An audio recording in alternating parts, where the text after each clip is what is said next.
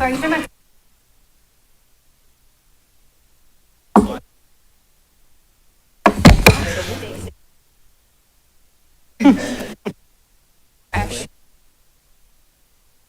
is this? No. Babyface Brian. I don't know why he grows it out. So much young. Been saying that. I'll show you It's my a baby picture one face time. when You he know. leaves. Tell you, my Scruffy wife picture. likes the beards. Guess what? Period. That's You better it. keep your wife happy. That's when I stopped arguing. I was gonna have a code order against his beard one time. What's that? I was gonna try to get you a code against your You don't have to look. his beard. She Okay. will be like, "What propelled you to do that?" Right. I'll be like, "I don't know. I like to keep people guessing." Rob, have you ever Well, I had a guess beard? I should. When I went have away to for like badge 2 weeks one you. time, but Jenny does not like a beard, so Yeah. You don't I'll show you a participate in picture No of that Shave too. November. Why did you I don't change get it? to. Hey, we're gonna call the informal meeting of the city commission order. Clerk, call the roll. Mrs. Brown? Here. Dr. Estrop? Here. Mrs. Houston? Here. Mrs. Tackett? Here. Mr. Rue? Here. I'd like to turn the meeting over to our new city manager, Brian Hart. Thank you. Commission, tonight we have an update on the zoning code update. And so I'll just preface that over the next 8 months, you're probably going to see more updates as it relates to the zoning code because this is a big process. This doesn't get updated in this manner very often. So the last time was 2001. And so we're going to provide a lot of updates throughout the process. We've had some stakeholder meetings and we're moving into public engagement. And with us tonight is Wadehi Agwan and Cheyenne Shuttleworth. And they're going to talk a little bit about what they've experienced with the stakeholder meetings and then what's next. Good evening, Commissioners. At the last work session, we went over some of the basics of what zoning is and how it brings about changes in the community and a glimpse of our efforts to update it. At this work session, we'll go over the discussions surrounding the update, our meetings with stakeholders, and a few examples which show the need and desire for the update. Moving on to the next slide. We as a division have seen significant rise in board cases. While our division was busy, it led to many people feeling discouraged as to why they cannot proceed with their projects and what those holdups really mean. The rezonings and plattings increased as people wished to use their properties for uses that did not conform to current assigned zoning districts. For example, Melody Parks, which was zoned for agriculture, and Research Park to support Next Edge development. That was rezoned to Planned Development District, having multiple uses. The number of appeals cases also increased as people wished to make use of vacant lots for parking and wished to maintain their property from trespassing and illicit activities by fencing them.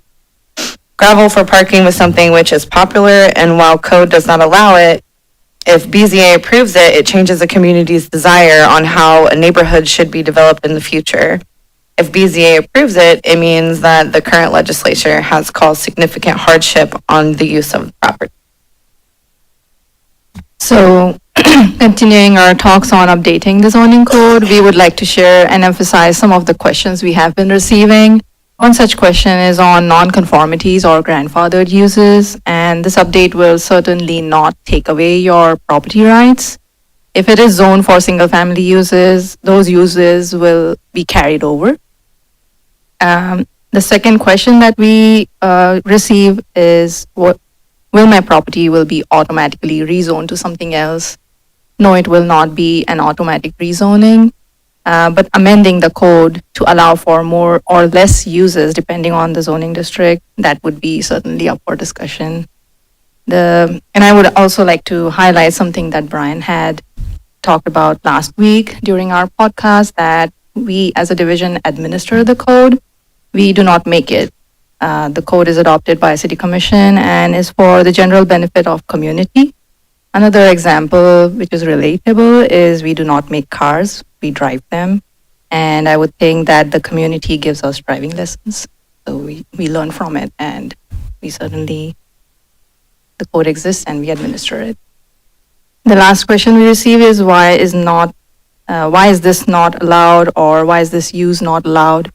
Or there is clearly a demand for housing. Why are shipping containers or trailers not used as housing or permitted as housing.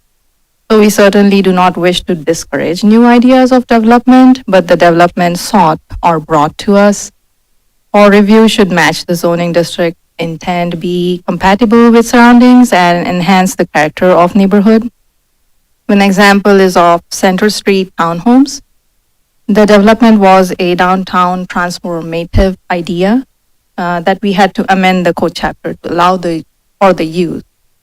So we do not wish to discourage, but would like to think about options to regulate these new ideas. The next slide provides a glimpse of what to expect from this update, which would be a clear, user-friendly code, remove the typos, the errors, minimize the hyperlinks, jumping from chapters, add definitions. The code does not define crematories or Airbnbs, so certainly think about that. But it defines an aged person as a person who is 62 years or older. These definitions do not make sense, they are obsolete. So we also want to add an administrative relief for a few applications to ease the burden on board reviews. This update will look into opportunities where if a project is unable to comply with the requirements, can it be approved administratively rather than it being going to Board of Zoning Appeals from time to time. And then we move on with consolidation of housing districts to allow for duplexes or triplexes on large single-family lots in addition to other applicable uses.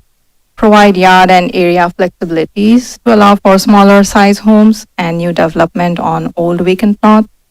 These 2 points emerged as a theme in our recent stakeholder meetings as well, which Shine will go over in a few minutes. The last one being our digitally LED animated signs. Do they need to go through BZA approvals or are they allowed as of right in that particular zoning district? And at the next slide, it was also shared at the previous work session, and currently we are in the calibration phase, the public outreach and engagement section. And with this, I hand over to Shine for the next slide.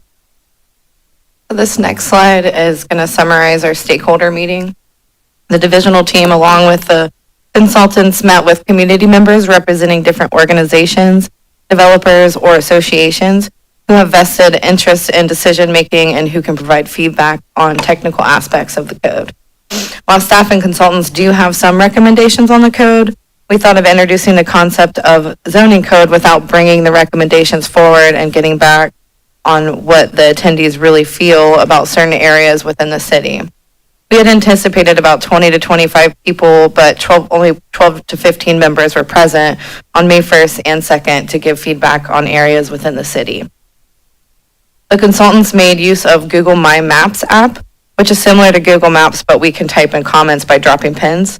So there were over 100 comments received, and in the next slide, here we can see that the comments are organized into residential and commercial topics and various themes. Under residential, the attendees commented on demand of housing downtown to support existing commercial growth, but lacking options. The ease of zoning dimensional requirements of older, narrower lots for duplex, triplexes, and infill opportunities throughout the city. While the commercial topics of interest lean towards small neighborhood business district, larger multifamily surrounding it, the push-pull between parking and downtown needed, but screening it, the high demand of commerce in North Bechtel and North Limestone. All the comments received will help staff and consultants to form further engagement strategies and highlight some of the needs of the community. The recommendations that staff has on the code will be matched with the needs of the community to generate a new code. And with that, we come to the end of our work session. And on this slide, we have tentative dates for citywide public workshops scheduled for June 29th and 30th. The time and venue will be announced through social media and city web pages. We are also planning on reaching out to neighborhood associations and planning to meet with each neighborhood associations and get their feedback on the code update as well. And the next slide shows our contact and some link to the update. Thank you for your time. Excellent. I just mentioned that I was in meetings recently with other city leaders around the state, and this is something that several cities, especially our size, are going through to make sure that their code is updated. Secondly, there was a question. I was at a community meeting the last couple of weeks, and somebody brought up, why did we hire a consultant to do this? And I just simply said it would probably cost twice as much to do it if we tried to keep this internal. And Brian has just confirmed that. So I believe that gentleman is here that asked that question. So which our contract about $185,000, it would have definitely been twice as much to get through this in an efficient manner. So any other comments from commissioners? Dr. Estrop? So I can't recall on your first slide, but I would hope you would encourage, or I would encourage you to make the zoning code easy to use and accessible to people. I think that's critical. You may have mentioned it, user-friendly, exactly. I think we need to make it accessible, easy to use, and as clear as we possibly could make it in terms of people understanding exactly what the wording is saying. I think that will help us. It will help our developers and builders if we have a clearly understandable code that they can constantly refer to. I'm curious to know how many neighborhood associations may be out there. Currently, we have 5 that we have found out, but there are about 10, maybe more than 10. Some are less some are than more 15. active than others. Some are more active than the others. Also, I've also maybe heard a couple comments about the meetings maybe not being as engaging. That's not on you. The fact that we're having them is the most important thing. So for the public, for folks that have come to the meeting already, and then the work sessions that are in the future, or the work, the June 29th and 30th, what you Yes, said? June 29 and. So when those 30th. dates are released, it's an opportunity for the public to really give input. So we really look forward to having that so we can hear from the public. Okay. Thank you. Thank you. Thank you. Is there a motion to adjourn the work session? So moved. Second. Been moved and seconded. Clerk, call the roll. Mrs. Houston? Yes. Mrs. Brown? Yes. Mrs. Tackett? Yes. Dr. Estrop? Yes. Mr. Rue? Yes. We have a hearing in a few minutes, and we'll call that to order in a little bit. Thank you.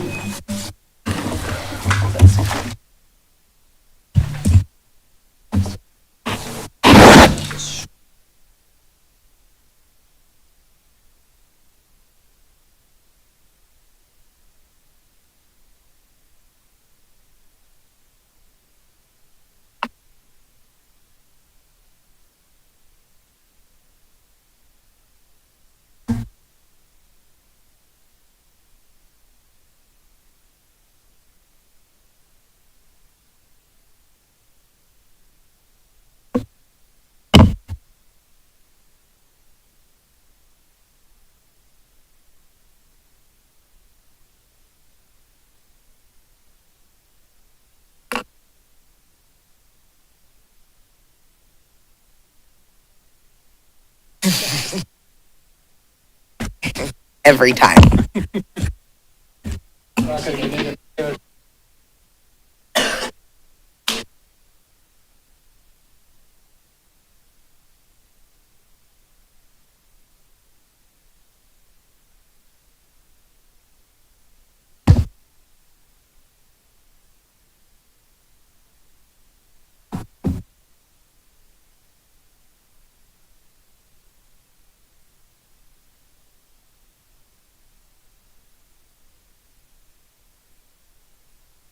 Oh.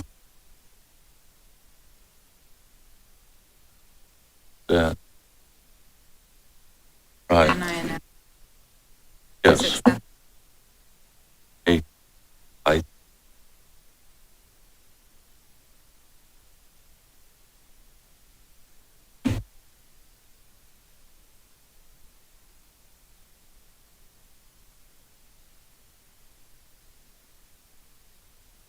Yeah, that would. Yeah, I'm yeah. sure you're going to get them down there. yeah. Yeah. That would be good.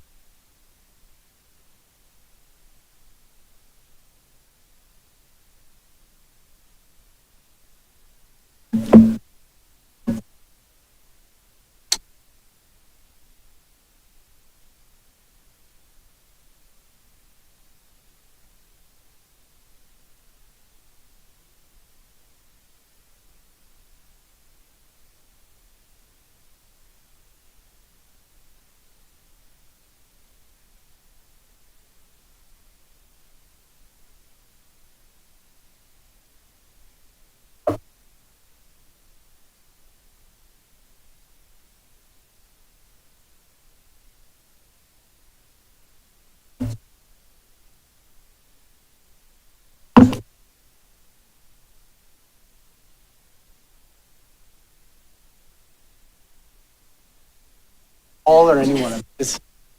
We've kind of started that transition. No, but I wanted you to know. Then do I have mail?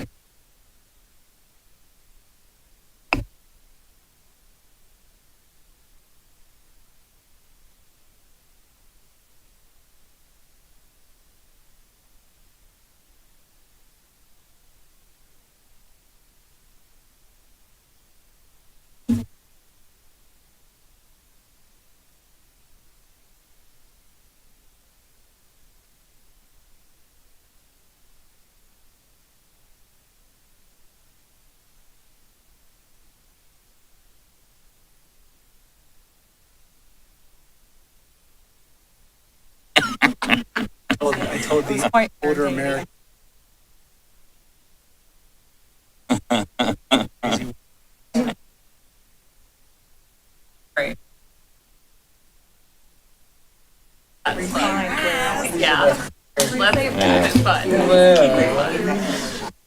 My head now, always. That was great.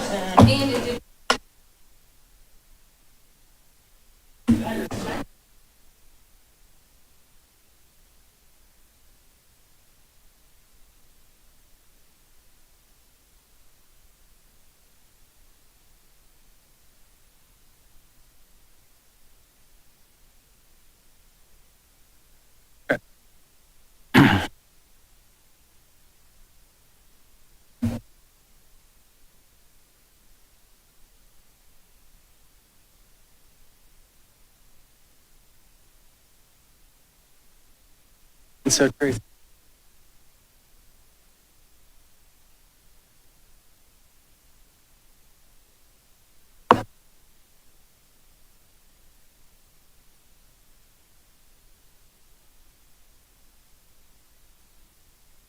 Weird.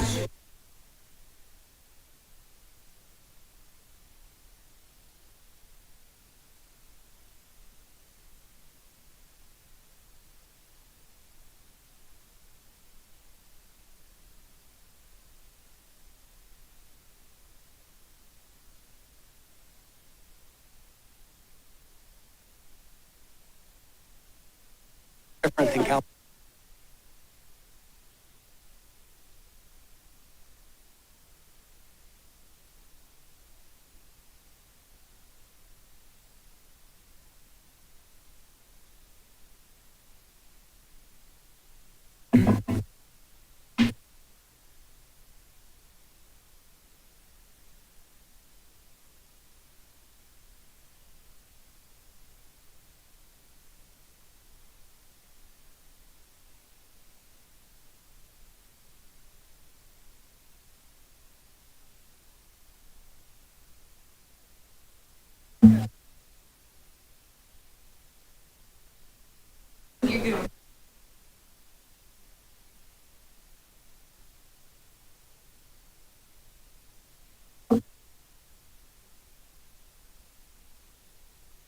Before we start the hearing coming up, we have a couple proclamations to read, and Commissioner Tackett is going to begin that. Thank you. Whereas the first National Bike to Work Day was held in 1956 to promote the health benefits of cycling to work, and May 17th has been officially declared National Bike to Work Day for 2024. And whereas Bike to Work Day was first celebrated in Springfield in 2014 after the first bike summit was held here in 2013, which continues to be a local cycling event organized and supported locally to celebrate Springfield and Clark County's dedication to the area's extensive trail network. And whereas on this day, when cycling is promoted not only as a recreational activity, but as an alternate mode of transportation, safety must be stressed.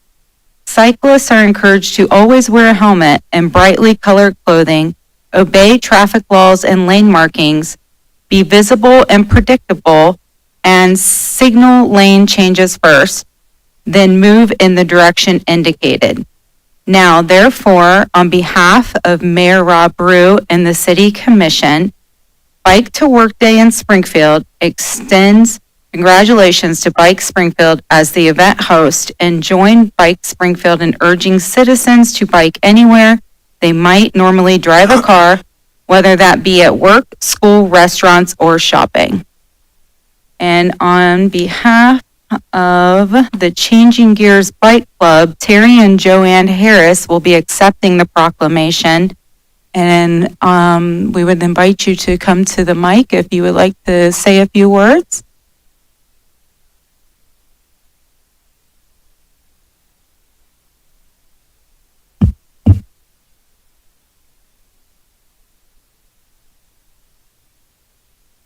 Hello, everyone.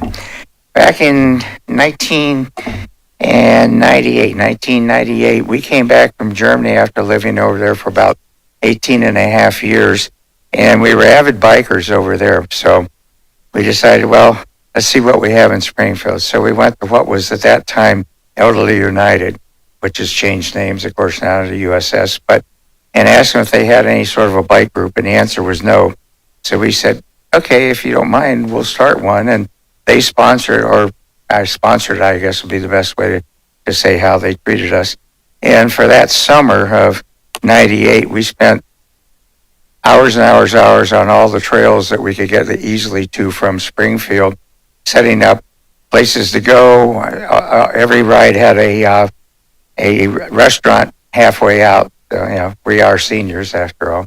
And by the end of the year, we had a pretty good idea of what was going on here, because when I left, we didn't have all of the trails. So then we ended up with Changing Gears being over 100 members, and we had just tons of events and things to do all the time. One ride, we had 56 people riding from the Art Museum out to Old Reed Park and then on to Buck Creek. So basically, that was how Changing Gears began. And in 2014, as Tracy had said, we were asked to be on the committee that started the Bike to Work situation. And we've been on it every time since then, and we love Bike to Work. And we really appreciate that the new plaza work is going to be done. And I think it's going to be virgin for us, so that's going to be wonderful there. But coming to Bike to Work is a wonderful experience. You get to ride in from wherever you are in town, use the trail preferably, obviously, but otherwise use the streets. And when you arrive down here, there'll be music. You can park. There'll be somebody, psychotherapy, John Francis is going to be parking the bikes. And you'll get first 100 people, many who must first register, will be getting a free T-shirt. And then there'll be food, there'll be wraps, there will be a fruit cup, and some smoothies and coffee. Then, of course, the music will be playing. So basically, you get a free breakfast. And then myself and Claudia Fett have gone around to many of the local businesses, and we've got a lot of raffle prizes, we call them. We give you a raffle ticket. We take half, you take half. And right now, there's at least, Regina, what do we have? Is Regina here? I thought I saw her. Well, we have about 30, 35, 40 prizes. I mean, Young's has tons of ice cream and putt-putt. Yeah.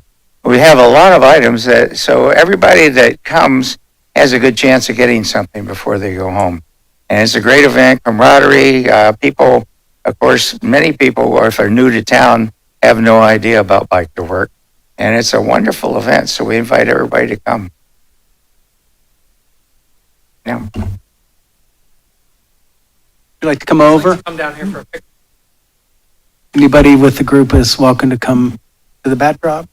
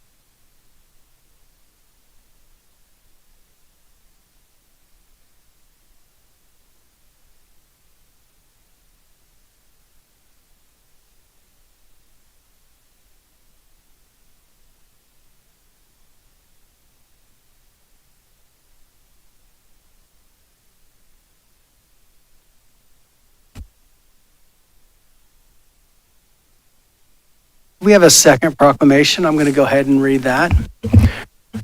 Whereas every year on the second Saturday in May, letter carriers across the county collect non-perishable food as part of a nation's largest one-day food drive distributing the donations to local food banks. And whereas the letter carriers Stamp Out Hunger Food Drive is just one example of how letter carriers work to make a difference in the lives of those they serve. Since the pilot drive was held in 1991, more than 2 billion pounds of food have been collected. And whereas we recognize all letter carriers for their hard work and their commitment to their communities, all the food collected locally stays in our community. About 14,000 pounds of food was collected in 2023 for the Second Harvest Food Bank. Whereas we also recognize the noteworthy milestone of 32 years that the National Letter Carrier Food Drive celebrates in 2024. Now therefore, I, Rob Rue, the mayor of the city of Springfield and the president of our commission, do hereby proclaim May 11th, 2024 as Letter Carriers Food Drive Day. And we urge our citizens in the community to place non-perishable food items near their mailbox. On Food Drive Day, your letter carrier will pick up this while delivering the mail and deliver to Second Harvest Food Bank. Together we can all help feed our hungry neighbors.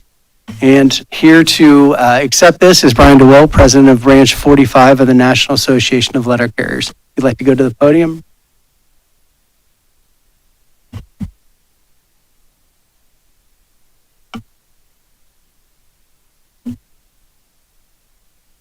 Good evening, Mayor Rue and members of City Council. My name is Brian DeWell. I am the local branch president of the National Association of Letter Carriers, Branch 45, for Springfield, Enon, and Yellow Springs, Ohio. Each year, letter carriers across the country head out on their route on the second Saturday in May to collect donations of non-perishable food items to benefit local food pantries. The need is great, but we can all help. We invite everyone to join the letter carriers by participating in the annual Stamp Out Hunger Food Drive by simply leaving your donation of non-perishable food in a bag near your mailbox on May 11th, 2024, and your letter carrier will do the rest. Food drive postcards are going out for delivery on May 7th through May 9th this week. Last year, Springfield letter carriers collected 14,000 pounds for Second Harvest Food Bank, equaling out to over 11,000 meals for people in need. The members of Branch 45 also donated $2,000, equaling an additional 4,000 meals. In closing, we hope for another positive turnout, and thank you for your time. So much. If we could ask you to step over here, we'd like to get a picture with you.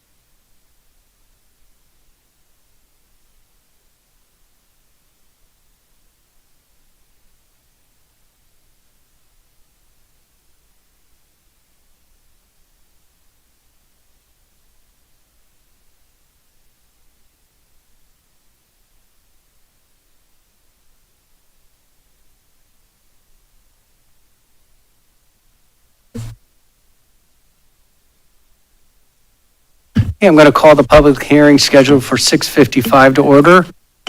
Clerk, would you call the roll? Mrs. Brown?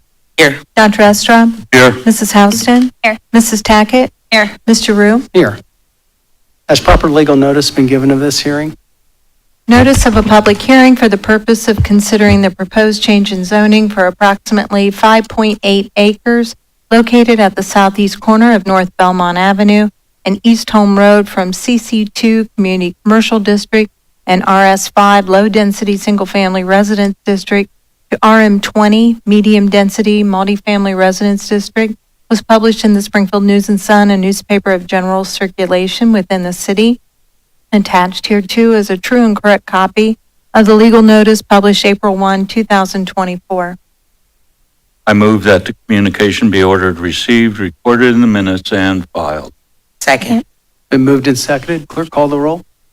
Mrs. Tackett? Yes. Mrs. Houston? Yes. Dr. Estra? Yes. Mrs. Brown? Yes. Mr. Rue? Yes. Staff report? Applicant is requesting to rezone 7 parcels on North Belmont Avenue and East Home Road as shown on slide highlighted in yellow from CC2 and RS5 to RM20. The applicant is proposing a 3-story assisted living facility having 130 studio and 1-bedroom units.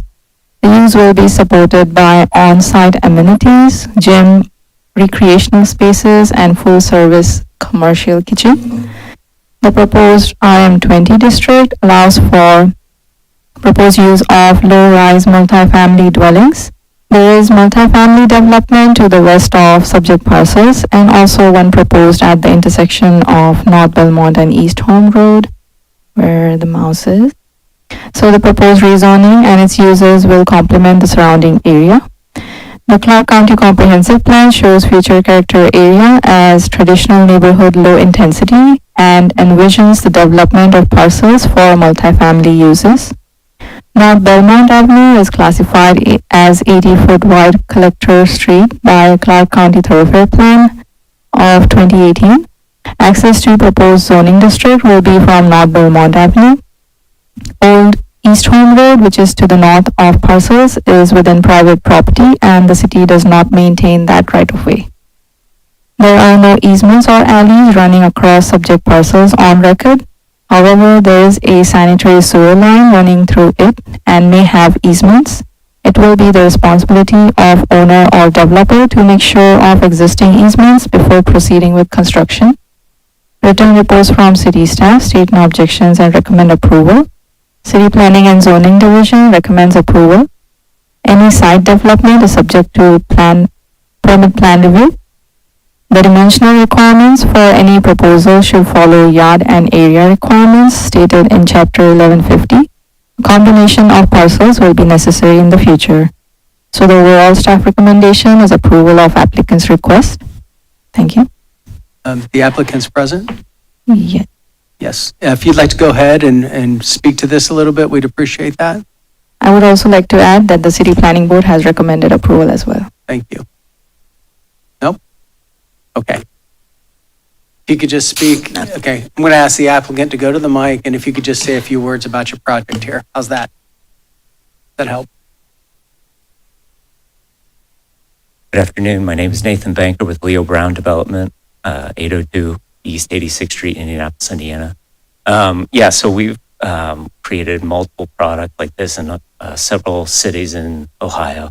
And we will be kind of following the same routine, the same type of activities and care for our residents.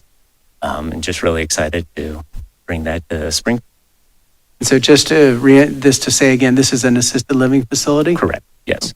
Long-term, like nursing care or just assisted? Long-term, Okay. not skilled, but long-term. Not skilled, thank you. You want, go ahead. I'm Andy Wade. Work with the Leo Brown Group and its subsidiary Traditions Management, which handles the operations of these types of facilities. So I'm personally kind of excited. I grew up in Springfield, went to Kent Ridge High School, so kind of excited to have one of these properties kind of common grounds. But yeah, it will function. It's a residential care facility under the Ohio Administrative Code 3701. It's different than a skilled nursing facility, as defined by Medicare. So it does provide some healthcare services, but not what's deemed skilled care. And then how many units did you say is this? How many units are you planning? Somewhere, it's in the neighborhood of 130 to 135. Okay, great. Well, I appreciate you speaking, a little spontaneous, but we'd like to hear from the applicant when we're hearing. Is there comments from commissioners?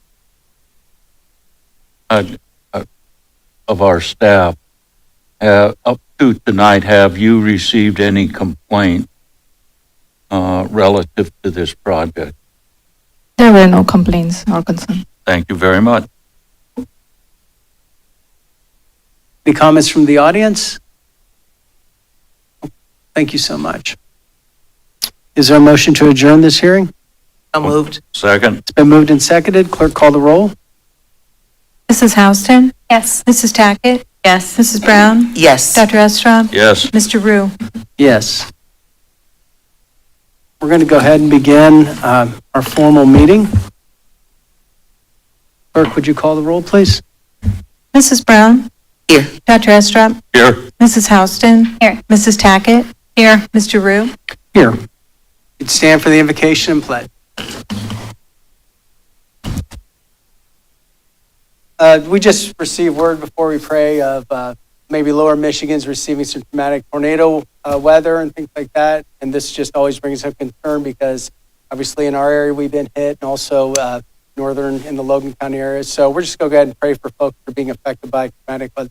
So Father, I just ask that we just come before you and we just ask for families that are being negatively affected by storms. We ask that you would just bring peace and comfort to them. We ask that you help us govern this city with integrity and transparency. In your name, amen.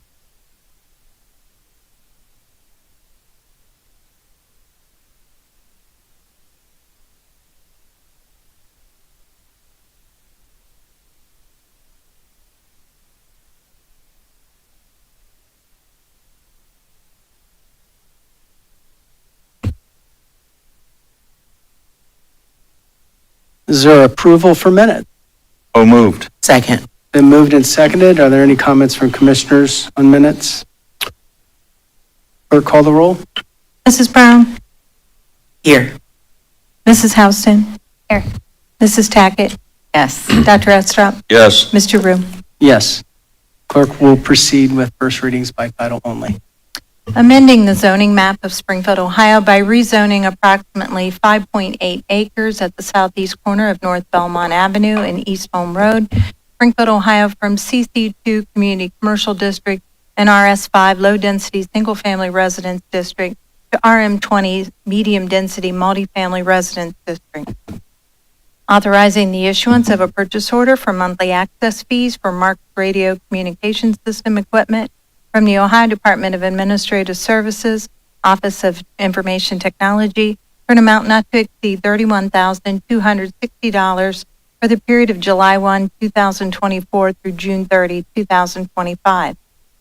Confirming and approving change order number 1 to the agreement between the city and Marker Incorporated, doing business as Marker Construction, for the construction of new fire station number 6 to be located on South Charleston Pike, to modify Exhibit B to the agreement.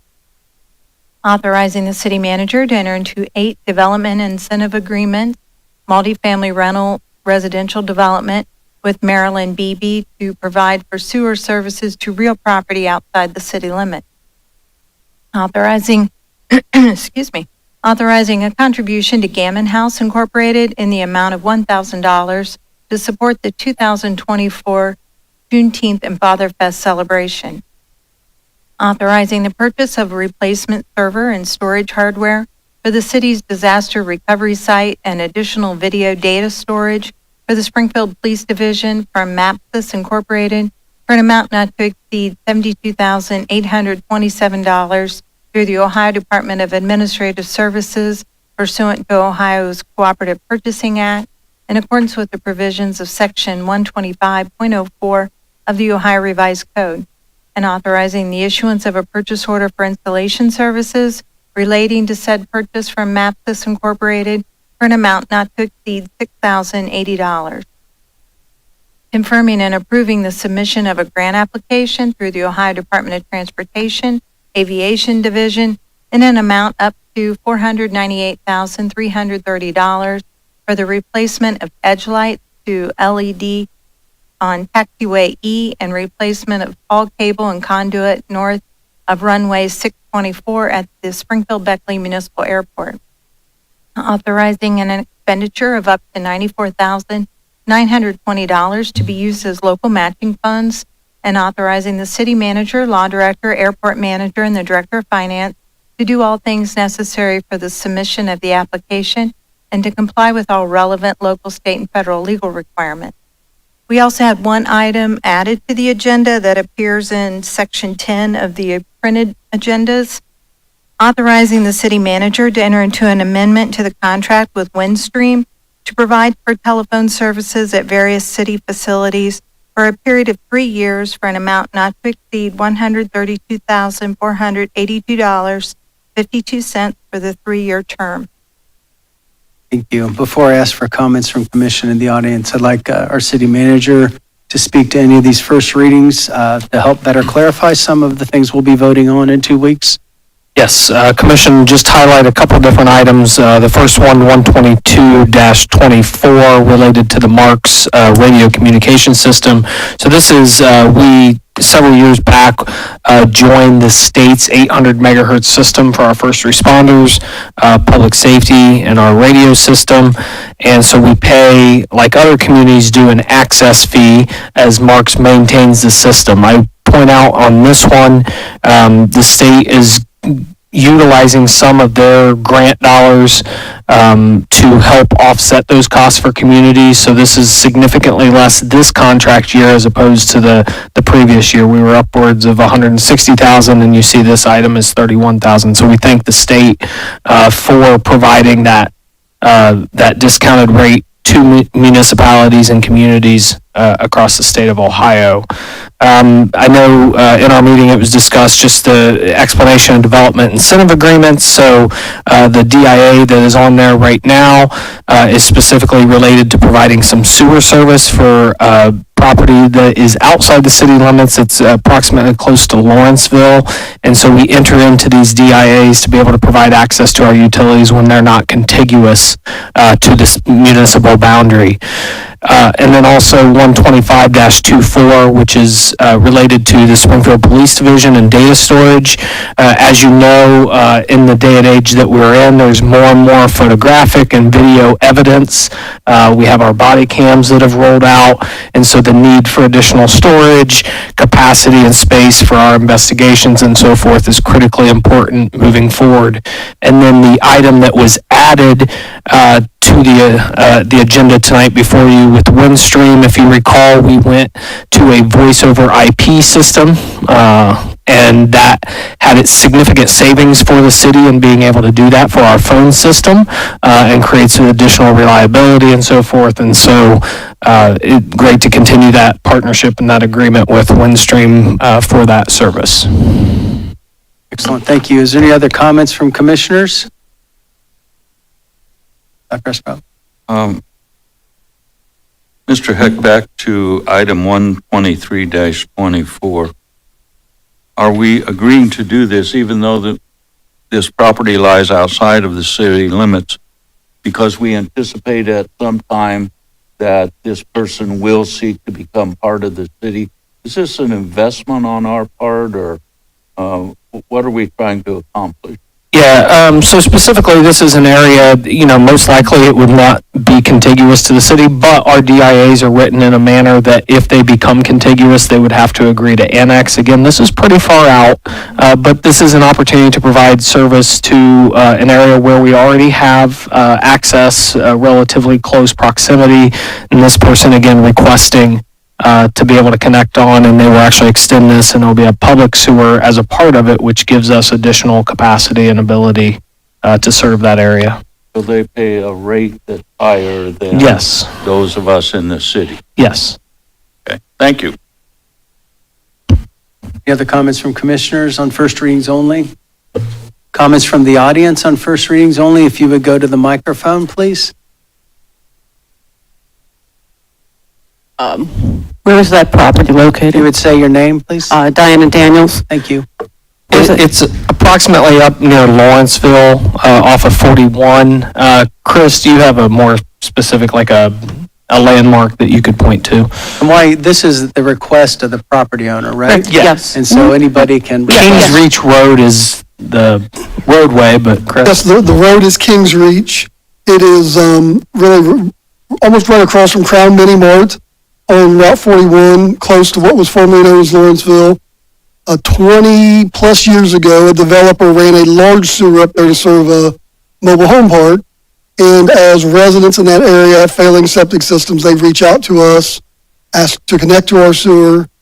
We then enter into a development incentive agreement. They pay an annual fee plus a higher rate. In this case, this property owner has 8 properties that they are connecting. It just makes it better for her too, is because of agricultural runoff. So yeah, we're good. All right. I just wondered where it was. Thank you. Answered my question, where was it going to be located? Thank you, Mike Lowe. Okay. Other comments from? That was one of my questions, but What's your name? Gary Armstrong, Thank you. what is the cost to the city? Chris, if you want to speak to that.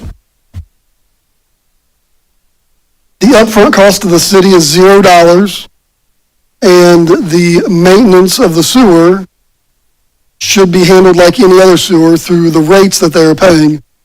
So there's not an expense. This is sewer users pay their own way. This person is becoming a sewer user and will pay their own way. I didn't hear the part where you said, what was the upkeep? Who pays that? We do. They will. Sewer rates. Sewer rates. Yes. Yeah. Thank you. Thanks, Chris. Okay, clerk, would you proceed with second readings? Amending the zoning map of Springfield, Ohio by rezoning approximately 0.70 acre at 1401, 1411 Selma Road, Springfield, Ohio, from RS5 Low Density Single Family Residence District to CN2 Neighborhood Commercial District. So moved. Second. It's been moved and seconded. Are there comments from commissioners? From the audience? Clerk, call the roll. Mrs. Houston? Yes. Mrs. Tackett? Yes. Dr. Estra? Yes. Mrs. Brown? Yes. Mr. Rue? Yes. Amending the zoning map of Springfield, Ohio by rezoning 16.0214 acres on North Fountain Avenue, Springfield, Ohio, from CO1 Commercial Office District to the Fountain Village PD Plan Development District, and adopting the regulations for the Fountain Village PD Plan Development District. So moved. Second. It's been moved and seconded. Are there comments from commissioners? Yes. I will be abstaining from this vote. Full disclosure, Mercy Health is my sales account for work, and I do not want it to be seen as a conflict of interest. Excellent. Thank you. Appreciate the developers, their interest in this property, and just the excellence in which this will be developed. Thank you. Okay, any comments from the audience? Oh, go ahead. State your name when you get there, please.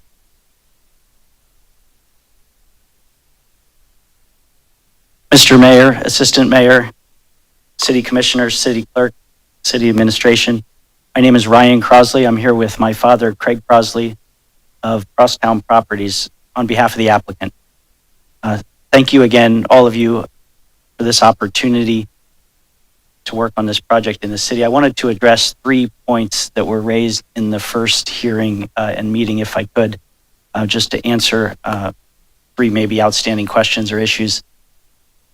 Ms. Agwan, if we have the site plan, just wanted to clarify our entrance onto Fountain Boulevard from Fountain View at the southeast quadrant there is full access, meaning right in, right out, left in, left out. It was stated in the last meeting that it was right access only. That was not correct. And I think there was maybe some confusion because if you zoom out, you can see Fountain View goes across Fountain Boulevard, and there's a full access. There's about 585 feet from that curb point to the traffic signal at Fountain and McBride. It's the same entrance that existed and served the hospital that was built in the late 40s, opened in 1950. There were 340 beds and 60 bassinettes, so almost 400 patients at any given time at that hospital.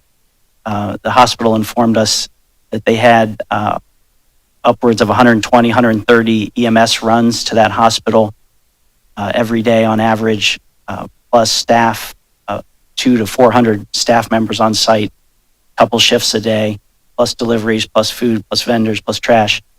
So the Mercy Hospital, who is our partner in this project, or our seller, confirmed for us that the traffic count was likely 2,000 to 3,000 per day into this site through that existing entrance. And our development, we anticipate with 54 single-family homes and 23 townhomes, with an average of 2 vehicles per day, will count 154 to 230 trips per day out of our development. So roughly 10 to 20% of the traffic that was going to the hospital building, we're, by our estimates, conservatively 80% less traffic. So we don't have any concerns with stacking or traffic utilizing that entrance. And I would also point out, I don't know if it was clarified, we will have a second point of egress and ingress on Pythian on the west side of the drawing there. And in addition, Mercy maintains an additional ingress and egress point south of there. You can't see it on O'Connor Lane. And then an additional point of egress and ingress on McCrite. So our engineers believe that all of those access points are sufficient, more than sufficient to service our development. We like to keep the entrances and exits to our residential portion to 2 for privacy and security reasons. We found that that's effective. But I also wanted to address the comments on green space. This drawing, while the lots are shown in a beige color, we wanted to point out that there is on the rear of every lot a 20-foot setback, presumably green space, and in the front a 25-foot setback. So every house will have a front yard and a backyard and a side yard. In addition, and this was not highlighted, but we have taken care on Pythian and Sunnyside. There's an additional 25-foot buffer, in addition to the 20-foot setback. So giving deference to those homes on Pythian and Sunnyside, we've accounted for approximately a 45-foot setback, which is almost double what we need to do, we believe, per code. In addition to that, those streets are approximately 25 feet wide. So the back of curb on the other side of Pythian and Sunnyside, the back of our houses are at least 75, 80 feet away. In addition to that, we've preserved all of the mature trees that you can see. Those green dots are all existing mature trees that will stay. So we've really taken great care to try to screen and push back the visibility of our homes from the existing homes. In addition to that, it was not highlighted. There are 2 common amenity spaces in addition to the front and backyards. At the where Fountain View comes around, there is a green space there that we've accounted for amenity space, mailbox, gazebo type amenities that the association may install or we may install. In addition, on the southwest quadrant next to the pond, to the left of that mouse, there's an additional amenity space there. So we have provided common areas, and of course we think we're in the heart of a walkable neighborhood. So we're comfortable that we've provided amenities. I would also, Ms. Agwan, if you could go to the exhibit with the lots, the green, yes. So this is, in full disclosure, I highlighted these lots, but this is from the county auditor's website. Every lot in green is approximately a 50-foot wide lot. And there was a comment at the last meeting about our lots being not appropriate or to scale for the neighborhood. These are all 50-foot lots all around us in green, and our lots are 50 to 52 feet wide. So we've intentionally tried to size our lots in a manner that's exactly consistent with the surrounding Ridgewood neighborhood, and really on 3 or 4 sides of our development. We've tried to really mirror that and to build houses on those size lots that we know are appropriate. And then finally, there was a comment at the last meeting about environmental condition of the property. In November of 2023, we did complete a phase one site analysis. Came back completely clean, no vapor issues, no underground tank issues, no contamination. So we're hopeful not to find any surprises that our geotech consultants did not find, but we'll deal with those if we do. But we think it's a fully developable, buildable site ready for residential development. So I think those are the three things that we wanted to address from the last meeting. Be happy to answer any questions if there are any. 80% less traffic and no helipad, right? No helipad. That was there as well. So, okay. Any other comments from the audience? Thank you very much. Thank you. That helped clarify some issues in my mind. I appreciate it. Thank you. Clerk, call the roll. Mrs. Brown? Yes. Dr. Estrad? Yes. Mrs. Houston? Abstain. Mrs. Tackett? Yes. Mr. Root? Yes. Authorizing a contribution to Kiwanis Club of Springfield, Ohio in the amount of $5,000 to support the 2024 Springfield Jazz and Blues Fest. So moved. Second. It's been moved and seconded. I just want to say this was a great event last year. It's done really well, really professionally. I would encourage the citizens to attend this because it's a great jazz fest and we're just proud to sponsor it. Any other comments from the audience? I do Oh, have a comments? question. Go ahead. Sure. So how are contribution amounts determined for each organization? There's a certain budgeted amount that comes from the clerk's office related to contributions, and those requests come in, and then they're placed on the agenda. Okay. Because I noticed that for Juneteenth and the Father Fest celebration, it was $1,000 versus the $5,000. So I'm just trying to understand, like, you know what I mean? Yeah, I think the original request that had come in for the Father Fest was $1,500. Okay. We had already, with the other things that have happened throughout the year, had already reached the max, so Okay. the 1,000 was what was given, so we're not too far off from. So it is the requester who is determining that amount Yes, but initially? understand that we have pretty Sure. limited funds for it. Okay, got you. Okay. Question.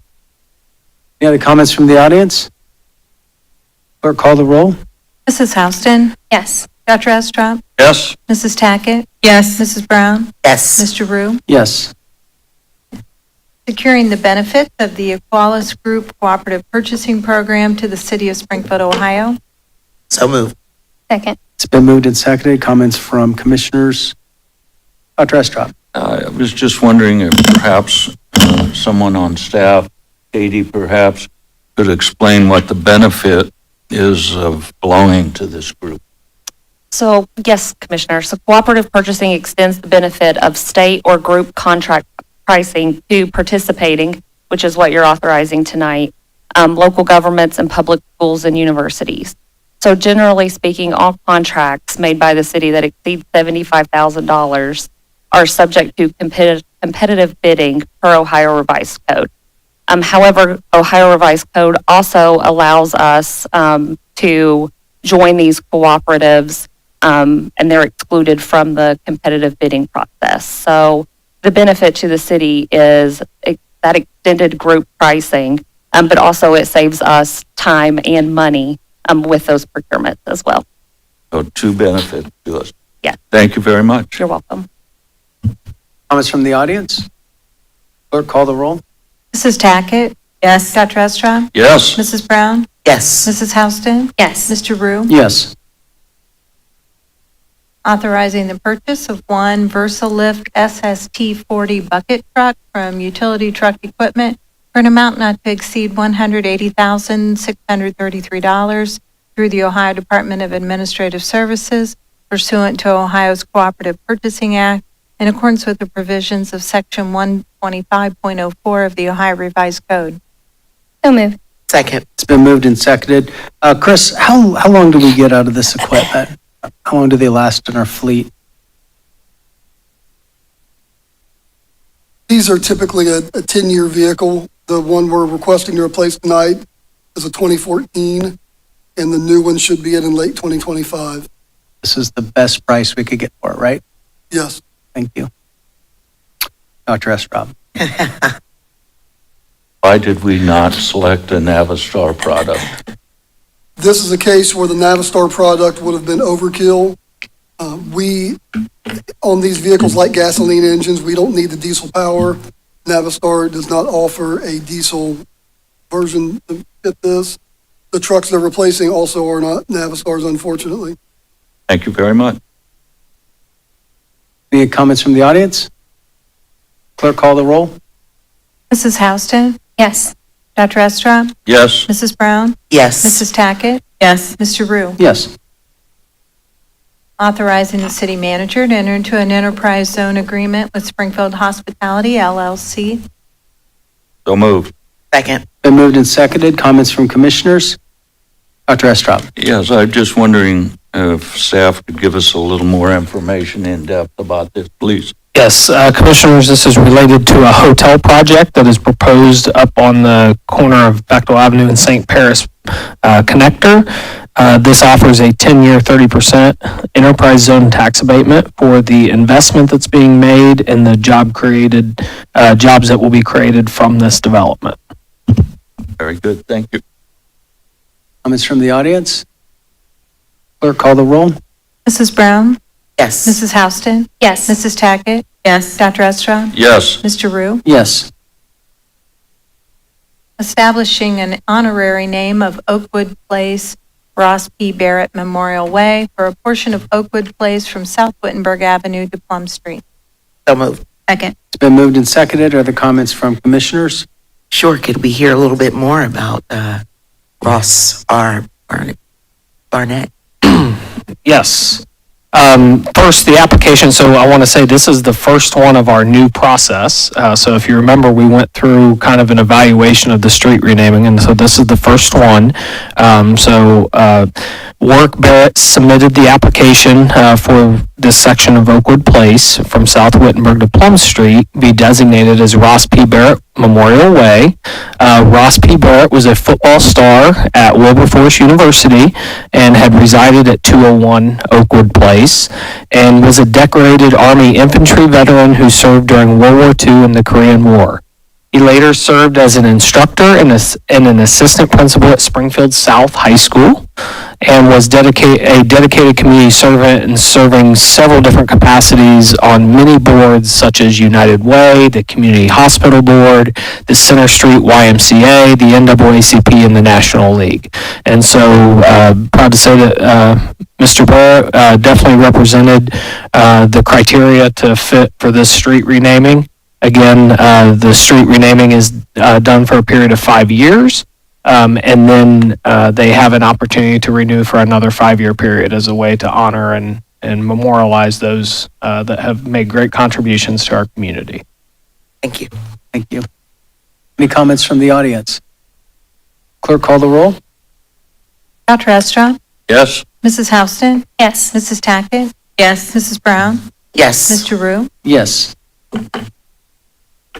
Providing for the election of Regina E. Jeffers to the position of city clerk in accordance with the charter and codified ordinances of the city of Springfield, Ohio. Move to adopt. Second. It's been moved and seconded. So Miss Jill here to our left is going to be retiring this summer, and Regina has accepted this is one of the 4 position commission hires. And so we're resolving tonight after this vote that Regina would replace Jill after her retirement. That explains that. Any other comments from commission? Congratulations, Jill and Regina. Yeah, for sure. From the audience? Clerk, call the roll. Dr. Estrop? Yes. Mrs. Tackett? Yes. Mrs. Houston? Yes. Mrs. Brown? Yes. Mr. Rue? Yes. Congratulations, Regina.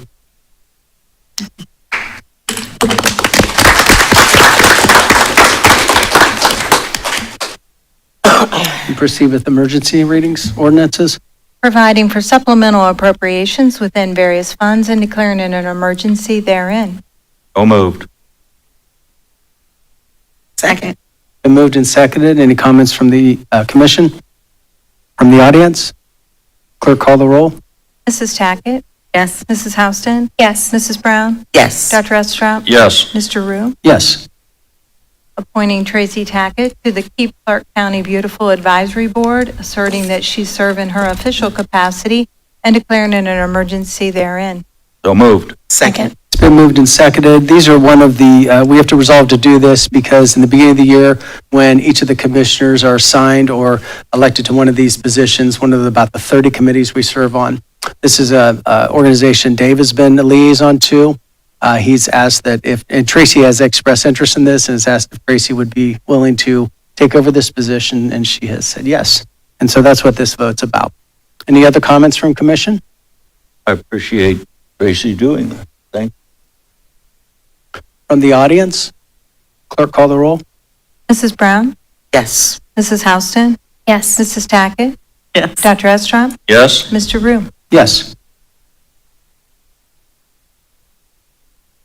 Authorizing the city manager to enter into an agreement with App Architecture LLC for the design of the new fire station number 5 to be located on North Thompson Avenue for an amount not to exceed $189,302 and declaring it an emergency therein. So moved. Second. It's been moved and seconded. Brian, you want to speak to this, please? Yes, Commission. So this is related to the third station that will be built. As you know, we were working towards 4 total stations being built over the next 2-year period, but price increases and so forth have led that we're going to invest in 3 at this point in time and then reevaluate that 4th as we monitor revenues and so forth. And so originally we were building one over on Kenton and Burt that was going to be a 4-bay station to accommodate Box 27, which is a vital resource to our fire rescue division. And so we put that station on hold. And so we're going to build this station and we're relocating it on North Thompson Avenue, which is a portion of the former Villager Inn site. And so we will be placing that 4-bay station there and accommodating Box 27 in our fire rescue division on that location. This also leaves an area, so this agreement and stuff for site design and so forth of that new location allows for us to also carve off, and that's a much larger site than needed for just the fire station. So opportunity for other redevelopment that could occur there on that specific site. And then the site that we purchased on Zischler, which is behind kind of the Tim Hortons. If you've been by there, service department's been doing some just cleanup of the site and so forth. It looks a lot different. And we have it listed for sale and hope to see redevelopment in that area as well for that property. So this allows App Architecture to finalize the design plans so that we can put out for bid for that third station. Thank you. So each one of these sites have been chosen based on response times, consultant, and many months of research. So this fulfills that area that we need to be in. Is there any other comments from commissioners? From the audience? If you'd like to go to the mic, please, Gary. Gary Armstrong, 109 East Ward. Thank you. All right, you've got 189. That's just for the engineering for the firehouse? This is for the development of the site. Design and, the detailed design, construction design. So App Architecture is the design firm that was selected, and then we will put out for bid the project itself. All right, you got almost $2 million in the lot. You got 170 for Zischler's lot. How much are you going to have total when the building is ready to put a fire truck in there? Until we bid, we don't know the final price of that fire station. We're seeing, You got to know prices because So Gary, right now, we're seeing prices upwards of $500 a square foot. So you're looking at anywhere between $5 to $7 million. Until we bid, the fluctuation of pricing and so forth, material access, it can range in that 5 to 7 million range for a new fire station. So when can we get a concrete figure? Because when I go through Yellow Springs, it's pretty exacting like the fire station they have, the one they have on Moorfield. It doesn't, I could almost buy a $500 plan for a 500,000 or a 5,000 square foot house and know what I'm paying. So there's the architect's fee for designing it. So the only variable is the price of materials at the time we do it and the construction materials that we decide to use in it. And those are all totally relevant to it, to do it at a price that Springfield, Ohio can afford. But there's always this question mark, you don't want to nail anything down. Do I So, get that? Of course. Gary, I hear what you're saying. When this bid actually happens, you'll have the figure right in front of you because we have to vote on it. So right now, this $180-some thousand is so we can design and get an idea. So they will come back to us with it's going to cost $6.3 million or $5 million or $7 million. At that time, we'll have a figure to vote on to decide if we're going to spend the money, if we can spend that money. But that is not the phase we're in right now. We're in design and development. And then we'll have the figure on what it is per square foot. Okay, so I hear what you're saying. We're going to go on to other things. I think you've made your point. Thank you so much. I just want to point out one thing. He mentioned materials as the fluctuation that is the variable. The largest variable that we've seen actually on the other two stations that are being built currently is the labor. And the cost of labor is significant because the skilled trades, there is not as many people in the skilled trades, which impacts the price of labor. And that's where we've seen the largest fluctuation and inflationary pressure is in that labor. Thank you. Thank you. Thank you, Gary. Clerk, call the roll.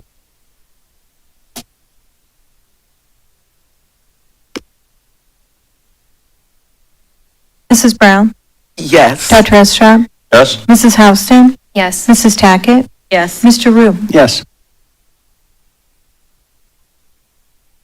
Authorizing the city manager to enter into change order number 3 to the contract with Can-Am Technologies Incorporated to increase the contract in an amount not to exceed $5,280 for a total contract amount not to exceed $682,863 for the 5-year term and declaring an emergency therein. So moved. Second. It's been moved and seconded. Brian, you just want to explain this a little bit, please? Or Kate, please? Certainly, Mayor. Katie. So Can-Am Technologies provides the teller point of sale or POS solution, which is how the city takes payments. Also, this is part of that larger overall technology enhancement project where we are replacing our legacy software system that was implemented in 1992. So Legacy means very old Yes. also. Okay. Yes. So this change order addresses some of the needed HTE, which is that current black and green screen enhancements as we implement that point of sale solution. That portion of the black and green screen for utility billing will be going live in 2025 with Spry Point, which Commission has already authorized that contract. So this is an increase of $5,280. The previous change order that we brought to Commission was actually a decrease of $6,300. Excellent. Thank you. You're welcome. Other comments from commission? From the audience? Clerk, call the roll. Mrs. Brown? Yes. Mrs. Tackett? Yes. Mrs. Houston? Yes. Dr. Estrop? Yes. Mr. Rue? Yes.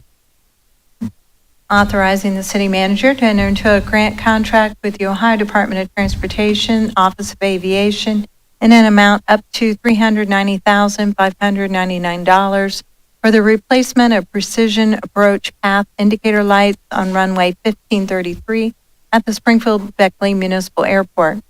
Authorizing the city manager, law director, airport manager, and director of finance to do all things necessary for the execution of the grant contract and to comply with all relevant local, state, and federal legal requirements and declaring it an emergency therein. So moved. Second. It's been moved and seconded. I think our airport director Seth's here. So would you speak to this purchase, please, and what we're doing? Again, I'm In addition, I was just going to add, it looks like item 130-24, 131-24, and 09623 all deal with the airport. I was wondering if maybe, you could speak to all of them. Yeah, so the 13024 and the 124, the 093, Yeah, 096-23 is a different project. Okay. Yep, but so 13024 and then 13124, both is the same project. The first one is to authorize the city manager to approve the grant contract with ODOT, to be able to accept that funding through ODOT to replace our what we call PAPI lights. It's a precision approach path indicator lights that allow the pilot to safely glide into the airport at a safe glide slope. And then 13124 is also to accept the Banzel as the contractor. When we bid it out, Banter was the lowest bid on that project, except there.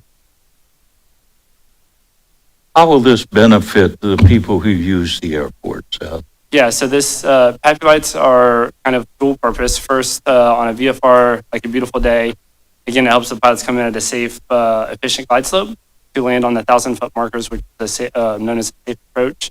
And then also on days where the weather isn't so great, so what we call IMC, which is just kind of bad weather, it allows pilots to kind of see the runway clearer, and also they can't see as well, that those lights help, again, glide them in at safe glide slope conditions aren't as.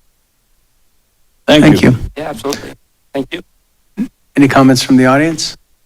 Clerk, call the roll. Go ahead, Gary. I don't know, kind of relevant. I'll let you know. Airport, the guy that sent me the letter asking why we went to Paris, did that have It's anything to do with not this? even pertaining to this, so you can bring that up in your But comments. nobody ever answered This that is guy's not the time question. to ask. You'll have time, but this is not the time. Thank you. Clerk, call the roll. Mrs. Houston? Yes. Mrs. Tackett? Yes. Dr. Estrom? Yes. Mrs. Brown? Yes. Mr. Rue? Yes.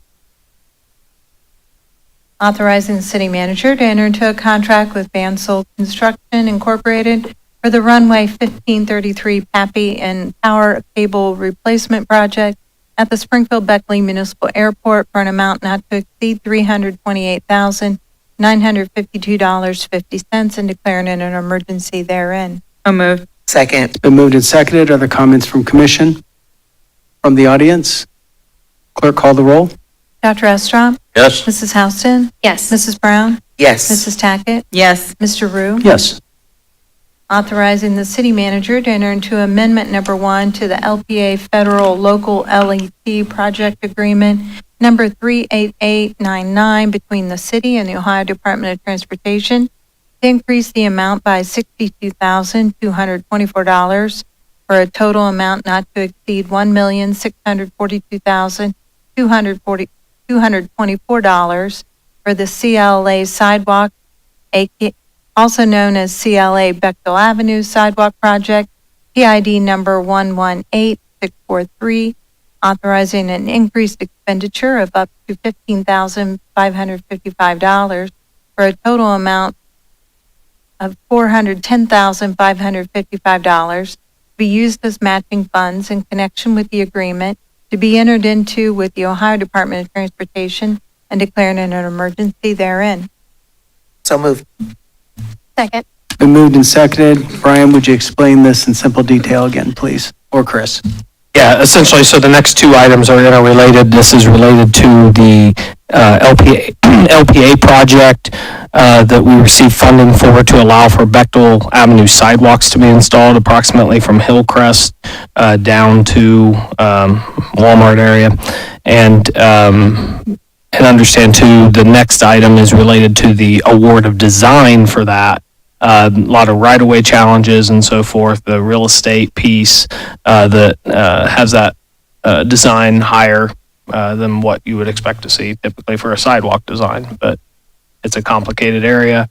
We will also be looking at, then we would connect in currently in front of Meyer from Hillcrest down to this section would be a local piece of the project so that we have that interconnected sidewalk.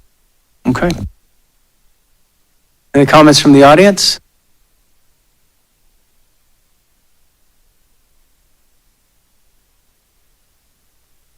Mike Lowe, the address is on file with the clerk. What I want to know is the sidewalks going to just be on one side, or are they going to be on both sides?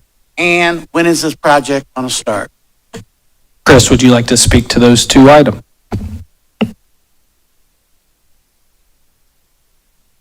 We are entering the project with the hopes and plans to get sidewalk on both sides. And right now, the earliest start date we could see would be July of 2026, based on when the federal funding becomes available. But once again, that's the earliest. Thank you. And again, great point, the federal funding piece. So this was federal funding that we received through the Transportation Improvement Program through TCC. And there is a match piece, but 80% of the project is funded at the federal level. That's correct. So this is, 80% of this project is federally funded. We're only paying for 20% for this major sidewalk project down back. That is correct. Just to be clear. Okay. Dr. Estrop? Just worth waiting for with 80% funding from the feds. Obviously, it's important that we have that money on hand to do the project. Thank you. Comments from the audience? Clerk, call the roll. Dr. Estrop? Yes. Mrs. Tackett? Yes. Mrs. Houston? Yes. Mrs. Brown? Yes. Mr. Rue? Yes. Authorizing the city manager to enter into agreement number 40899 with Choice One Engineering Corporation for the CLA sidewalk, also known as CLA Bechtel Avenue Sidewalk Project, PID number 118643, for an amount not to exceed $327,779 and declaring it an emergency therein. Move to adopt. Second. Been moved and seconded. Other comments from commissioners from the audience? Clerk, call the roll. Dr. Estrop? Yes. Mrs. Houston? Yes. Mrs. Tackett? Yes. Mrs. Brown? Yes. Mr. Rue? Yes. Authorizing the city manager to enter into a contract with A&B Asphalt Corporation for the Fountain Avenue paving Phase 1B project for an amount not to exceed $2,418,265.80 and declaring it an emergency therein. So moved. Second. Been moved and seconded. You want to, where is this exactly? Yeah, Commission, so this project is along South Fountain from approximately Monroe to Johnny Lytle or State Street. It also included an alternate piece for Auburn and Erie. So Auburn from Limestone to Erie and Erie from Auburn to Johnson as an alternate to the project. This is around the new fire station on South Limestone and to pave those roadways. But again, this is the Phase 1B. So if you remember, we did Fountain Avenue Phase 1A last year, which was approximately downtown to Monroe. We had to wait on this next phase as we were replacing water services. So as you remember, we received the funding to help replace lead water services in that area. And so we did that project last year, and now we can move forward with paving of that section to Johnny Lytle this year. Excellent. Any comments from the audience? Clerk, call the roll. Dr. Estrop? Yes. Mrs. Brown? Yes. Mrs. Houston? Yes. Mrs. Tackett? Yes. Mr. Rue? Yes. Authorizing the issuance of a purchase order for the purchase of traffic signal equipment from Signal Service Incorporated for an amount not to exceed $115,004 and declaring it an emergency therein. So moved. Second. It's been moved and seconded. Other comments from commissioners? From the audience? Clerk, call the roll. Dr. Estrop? Yes. Mrs. Tackett? Yes. Mrs. Houston? Yes. Mrs. Brown? Yes. Mr. Rue? Yes.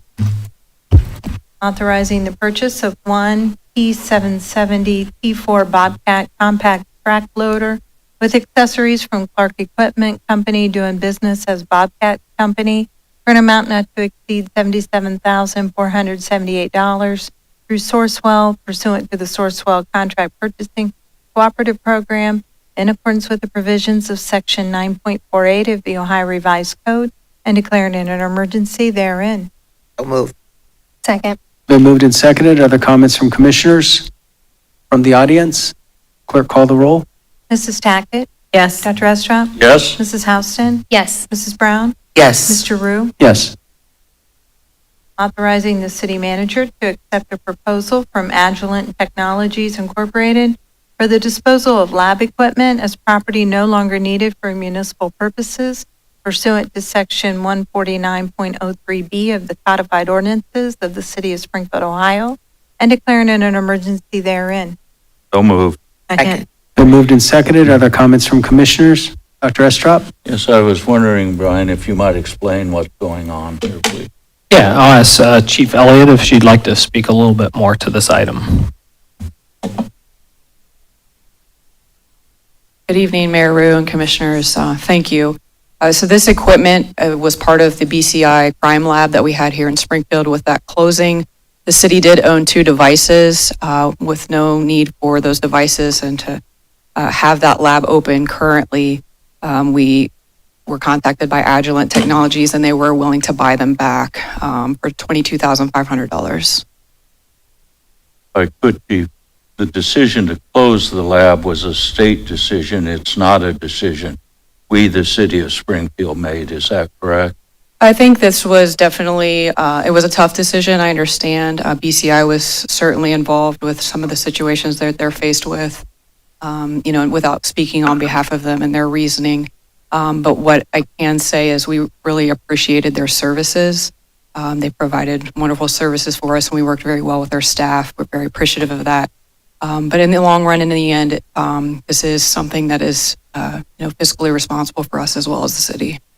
So the evidence that we need to be processed in a lab will now go to London, is that correct? Yes, it's still the same process essentially. I don't know that everybody was familiar with that process, but anything that was still being processed was sent over to the lab or over to BCI for the chain of custody and then brought back.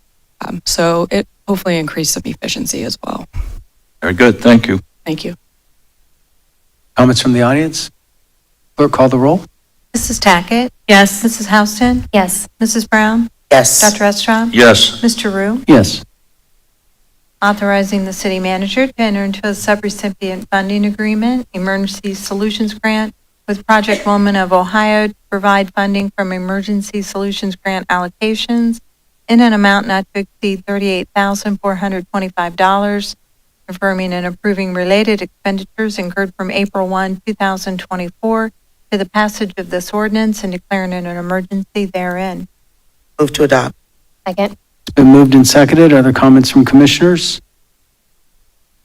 Dr. Esprout? I was wondering, Brian, if you might explain item 13624 and 13724. They both relate to funding through the subrecipient funding agreement emergency solution grant. You might go into a little more detail about that, please.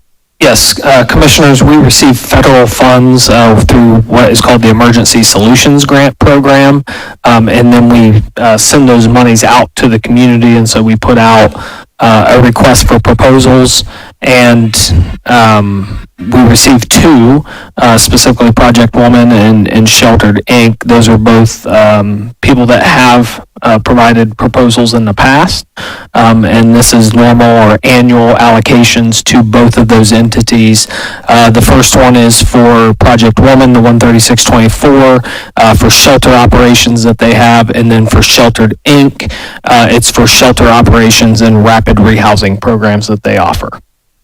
So these are not decreases, about the same funding level? Yeah, this is our normal allocation. Again, we receive about $160,000 a year from the federal government through the Department of Housing and Urban Development, and so these allocations are in line with previous years. Very good, thank you. Comments from the audience? Clerk, call the roll. Dr. Estrad? Yes. Mrs. Brown? Yes. Mrs. Houston? Yes. Mrs. Tackett? Yes. Mr. Rue? Yes.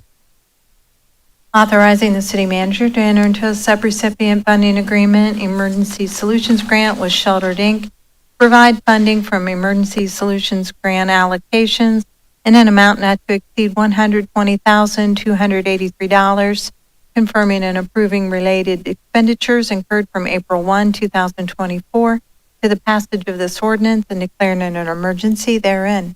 I'll move. Second. It's been moved and seconded. Are there comments from commission? From the audience? Clerk, call the roll. Mrs. Tackett? Yes. Dr. Estrad? Yes. Mrs. Brown? Yes. Mrs. Houston? Yes. Mr. Rue? Yes. Authorizing, sorry. I think we've done that. I guess we already did. Okay. Sorry.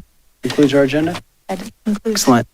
So we have any committee reports? I want to speak to one newer committee. It was a group that I want to commend County Commissioner Melanie Wilt for bringing together county agencies over the 911 concerns. This was an effort on her part in the county to establish a communication base where we have an opportunity to listen to updates, express concerns. This will be a monthly meeting, and so just appreciate her doing that.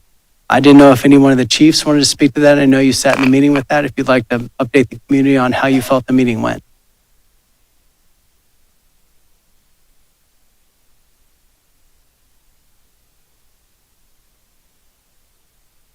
Thank you, Mayor, Commission, community. I believe the meeting went very well. It opened up a lot of avenues for our communication and allowed for an opportunity for us to provide feedback directly to the county IS department as well as to county commissioners as well. We vastly appreciate, Mayor, you attending the meeting to help set the tone and help describe some of the issues that we're faced as first responders with this system. But I believe it is a great foundation for us to springboard into achieving the goals that we have set and to prioritize officer safety, not only in the Springfield Fire Rescue Division, but in the police division as well. Great. Thank you. Any other committee reports? Dr. Estrop? Thank you. I'm pleased to report that at our next meeting, the commission meeting during a work session, we will have an update from the United States Environmental Protection Agency on the progress related to the cleanup of the Tremont City barrel spill. We are making progress. Things are moving along exactly as they should on the timeline. And the United States EPA Region 5 reps out of Chicago will be here in person that day and will present an updated report formally to the commission at our work session. Great. Thank you for staying on top of that, Dr. Esprott. Okay. Is there any comments from commissioners? May is Mental Health Awareness Month, so I just want to make the community aware that there is a free event at the main library May 18th, 11 to 3. They're having a mental health awareness fair, What was the times? 11 to 3. Also, I had a request today from some staff over at Hayward wanting to know if we could possibly do like a speed study or one of this, you're driving this fast in that Hayward area. Some complaints about how fast individuals are driving through there during arrival and dismissal for those students. Yes, so I can work with both service and police. So one nice thing is our police division did receive additional speed trailer from Transportation Coordinating Committee to do those types of studies. So it does record the data over a period of time. So yes, we can certainly look at that. And then if we need to do a larger evaluation, we can certainly do that as well. Sure, thank you. Excellent. Thank you. Any other comments from commission? Okay, we have several cards from the audience. I'm going to go ahead and ask Mike Lowe if you'd like to step up to this mic, and also Gary Armstrong, if you would step there and just wait to be called on. We'll go ahead and have Mike have 3 minutes first. Thank you. My name is Mike Lowe. Recently, I had a situation that involved the police. I would like to comment Chief Elliott and her officers, Officer Robinson, Officer Armstrong, for doing an investigation into my problem. Sometimes people say the police aren't doing anything. I understand the police have many calls and reports to take during their shift. However, my case was completed in a timely manner. The community needs to realize that the police department is short-staffed and working very hard on the call. I appreciate each and every one of them for their service in solving the problems in the community. Thank you for getting my problem solved. Mike. Gary, you have 3 minutes. Gary Armstrong, 109 East Ward Street. You know what? Transparency is one thing I require or want, and I think most people would want in a government. The guy that asked me about the trip to Paris, you guys aren't transparent about it. You should print it out. I had to ask for this from the law department. Spends time. I'm looking at all the houses being torn down, which is an emergency. This in thick of stuff, 2, 3, 4, 5 hours of the law department. You need to have those people working. You need to add 3 or 4 people to the building inspections so they can go out and make sure people are getting permits, doing work properly, I went down McCrite last week. There's a house being rebuilt, half old house being torn down. And the building, I said, oh, we're aware of it. Well, he didn't get a permit. That money costs us money when you have to tear houses down. Why aren't you making people responsible?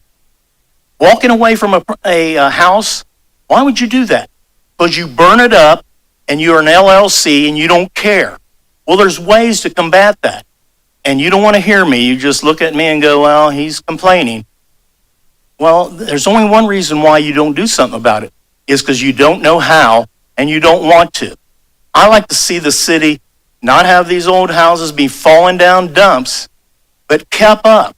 And you have to have a few people. And if you hired 3 people at $40,000 a year, that's 120.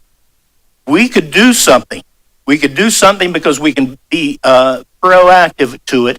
And when I see houses that are falling down, I know when they're going to be done in a year or 2 or 3. We can find out who the owner is, what's the reason, what's the cause, who owns it, and take care of it instead of making the taxpayers pay. But you just listen to me in my 3 minutes, and it means nothing. You know what? It means something to me, and I think you don't know how many other people hear what I'm saying. When a guy like the ex-commissioner can add units illegally, that costs millions of dollars. When you 600 rental people in this town, multiply each one of them adding 100 illegal units, 200, 300. The taxes we're losing, and I've gone through the figures, you're losing big money because you don't want to pay attention to what I'm saying, which is a legitimate grievance on how you're letting money go down out the door when there's ways you can combat it. I care about it because I own my home and I was brought up in Springfield. And I don't want to see it become a ghetto town. Stop letting people have little cheesy trucks selling food and not license them. Go down Main Street. What's up with that? Trash cans out at the curbs 24/7. Didn't used to be 30 years ago. Thanks, Gary. It's my understanding you did meet with our law department and have audience with them since last meeting, am I right? And then, did you get the opportunity to have the law department's time? Yes, You're the taxpayer. Good. And then also, I believe we've looked into your complaints more than once. And I think you've gotten some answers. You may not like the answers, but I know that we've looked into your complaints. So just to say that we don't care, we're not doing anything isn't necessarily true. But I will say that your lack of expertise on how to govern some of the staff within the city may be needing more education, like the salaries and of zoning people and how many zoning folks we have to take care of the city. And are we in budget or are we out of budget? These are things that are under our manager's office. Yeah, and I understand. Our police department, Gary, I'm not going to argue, I'm just stating something. You had your 3 minutes. Our police department needs folks, our fire department needs folks, our city department, we're always looking for the right folks. So nothing's being dormant, we're listening to you. But we heard you tonight and you got your 3 minutes, but we are listening. Diane Daniels, you're up. Mayor, can I? Oh, yeah, for just a Chief. second. I just want to put everybody on point. We are under a tornado watch, and we currently do have a large tornado, a large wedge tornado on the ground in Mercer County, and Darke County just went under a tornado warning. They got a large wedge tornado headed straight for Coldwater, and here in Ohio, just so everybody remains weather aware. Dan, you have 2 minutes and 40 seconds. No, I'm kidding. You have 3 minutes. Seriously, go ahead. No, I will make it short, and I was watching the radar myself. Thank you, Chief. So it's far north of us, so just take a deep breath, everybody, and just know where your basement is. I'm going to read a quotation from someone that I certainly don't admire, but in this instance, I do. This is from Mayor Adams. I don't often quote a liberal, much less a Democrat.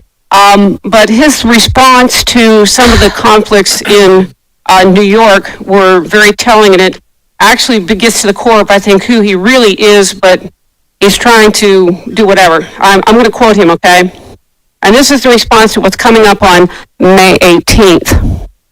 My uncle died defending this country, and these men and women put their lives on the line, and it's despicable that schools, and I'm going to say cities, would allow another country's flag to fly, Adams said.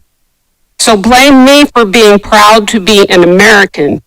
We are not surrendering our way of life to anyone. So be careful because May 18th is coming, and that was the match that lit the flame. I suggest you don't pour gasoline on it. Thank you.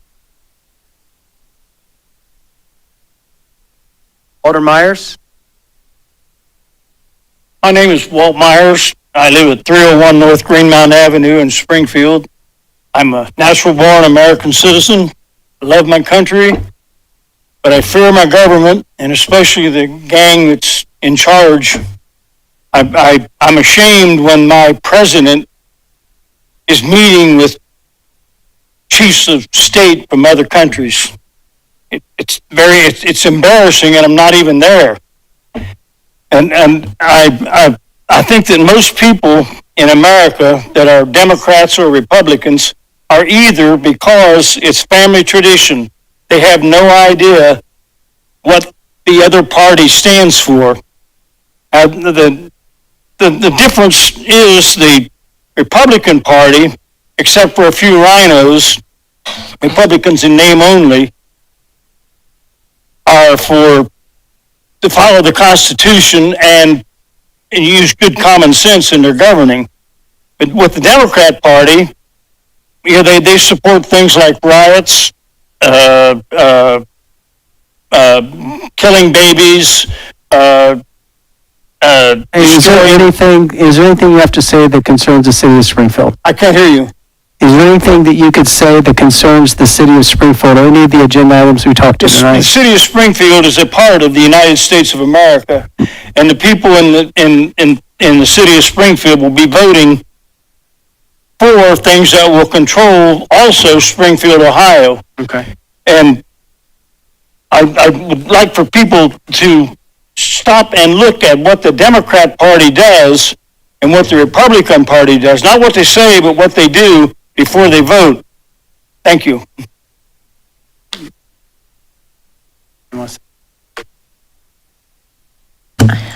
I guess, I don't really have anything to say, because I just find those statements about Republicans and Democrats and liberals and things like that to be extremely divisive when our goal is to be inclusive and understanding of one another.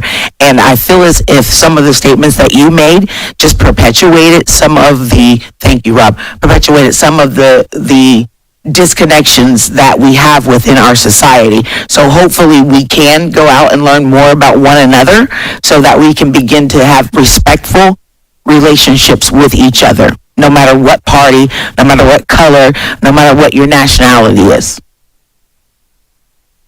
So just to remind you, each seat up here is a nonpartisan seat. So whether we vote Democrat or Republican, doesn't matter when it comes to these seats. We attempt to make the decisions best for the city. Fine. Yeah, by nonpartisan, when we run for election on the commission, we don't have a party label. The charter of the city of Springfield says you are not to have political party labels when you run for a commission seats. I just wanted to make sure you understood that. We cannot run as Democrats or Republicans. The charter specifically prohibits that, and that is the Constitution for the city of Springfield. Can I say something too? Yeah, absolutely. Yeah, I was at an event this weekend and I did an interview is for a podcast, or a live stream, I should say. And someone asked, you coming into this role with everything so divided now, what's your take on that? And I'll just say that at the end of the day, no matter how you feel on different issues, there are issues that I feel strongly about and other commissioners do not. At the end of the day, we're all Springfielders, we're all Ohioans, and we have a lot more in common than we do not. So have a lot more in common than we don't. I'll just leave it at that. True. Edith Talbridge?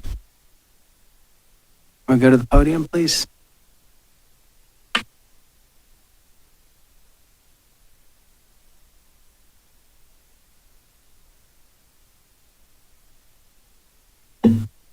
Yes, I'm Edith Robert. I'm here with the bicycle group. But first off, coming in, brand new out here, your steps, I almost missed them. There's steps there that just don't show. I mean, you need to paint yellow like you paint on curbs and stuff. That color yellow would work really well there. Okay. Noted, and we've already asked our service director to look into it. Just a matter of time till somebody falls. Okay, now on the bike trail. I love the bike trail. That's one reason I moved to Springfield. But the four-wheelers, they're everywhere. Last year, they were all over. Sooner or later, somebody's really going to be injured. I mean, they just, two of them will be coming at you and they're holding the road. You have to get out of the way. They are everywhere. Somebody at a luncheon today told me they're in Veterans Park coming through when she's walking. It's just a matter of time till somebody's hurt. Because they're all over the place. Something needs to be done. You've been told. I couldn't agree more. It concerns me to see them all over the streets. Matter of fact, I think about 4 commission meetings ago, they went right down Fountain.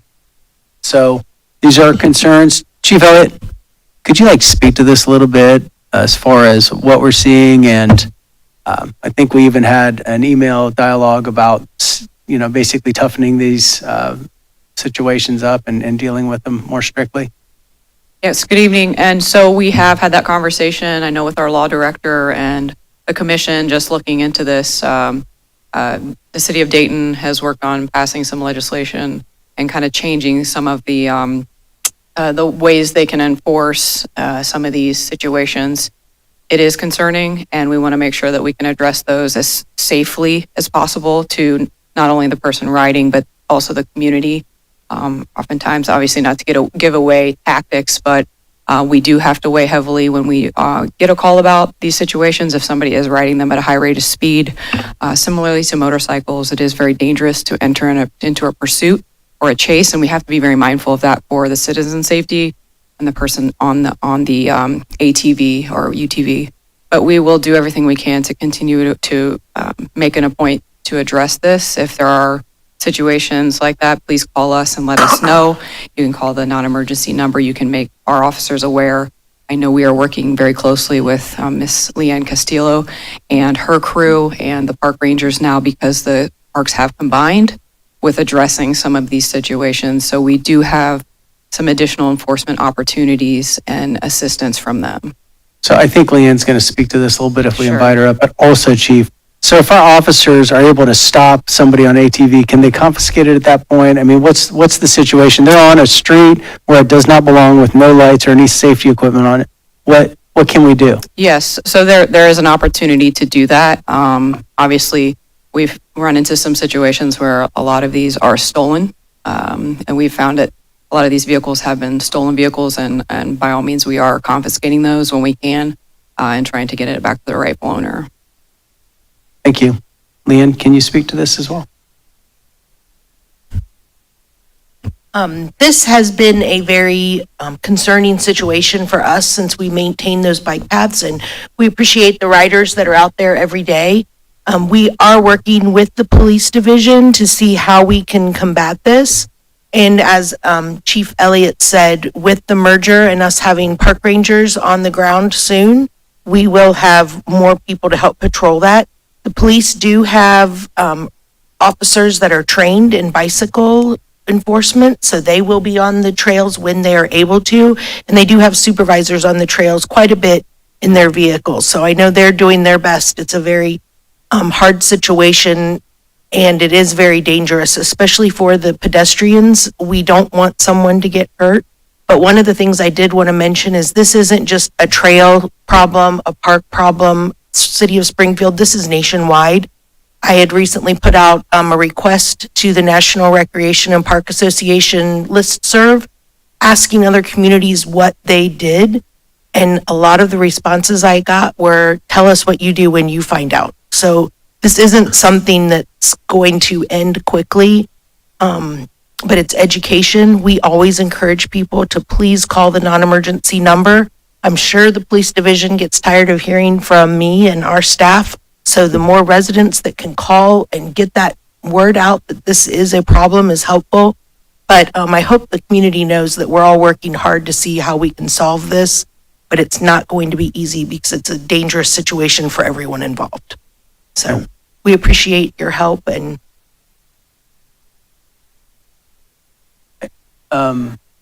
Is it pertaining to this? Hang on, Edith, did you have anything else you want to say? Yes, I Since still had another minute. So I've been told that Greene County doesn't have this problem. Maybe I'm wrong. But I have went to the city, I went to the police, I went to the National Trails office. I made a big hairy scene about it, and really nothing has happened. Something needs to be happening. I think you need to know that we're concerned. I think the parks are concerned, the chief's concerned. We certainly, if we could snap our fingers and get it done, we would, but it's a difficult problem, it sounds like. And we have people in the parks tearing through fields, open areas near playgrounds. So it's a big concern everywhere.